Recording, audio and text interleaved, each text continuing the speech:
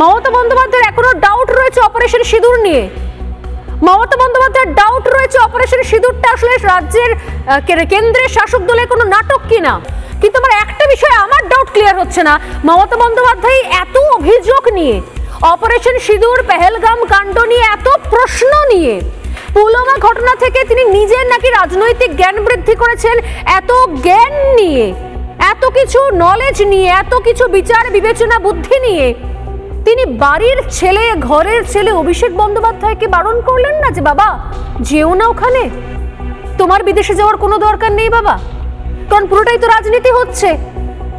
আমার দলের লোকজনদেরকে আমি বলে দিচ্ছি, তারা বলবে এরপর থেকে যে চা বিক্রি করতেন যিনি, সে এখন সিঁদুর বেচছে। আমিও বড় বড় কথা বলবো। অপারেশন সিঁদুর নামটা ইচ্ছাকৃতভাবে দেওয়া, বাড়ির বউকে মাথায় সিঁদুর পরানো উচিত আগে, এই সমস্ত মন্তব্য করব। তোমার যাওয়ার দরকার নেই বাবা, এটা কি মমতা বন্দ্যোপাধ্যায় বলতে পারতেন না অভিষেক বন্দ্যোপাধ্যায়? অভিষেক বন্দ্যোপাধ্যায়ের কি দরকার ছিল অপারেশন সিঁদুর নিয়ে গোটা পৃথিবী জুড়ে ভারতের জয়ের গাথা বিভিন্ন জায়গায় তুলে ধরার? অভিষেক বন্দ্যোপাধ্যায়ের কি দায় ছিল পাকিস্তানকে দুর্মুষ করে, পাকিস্তান একটা জঙ্গি রাষ্ট্র, জঙ্গি দেশ, সেই কথা গোটা দেশ, গোটা পৃথিবীতে ছড়িয়ে দেওয়ার দায় নেওয়ার কি দায় ছিল?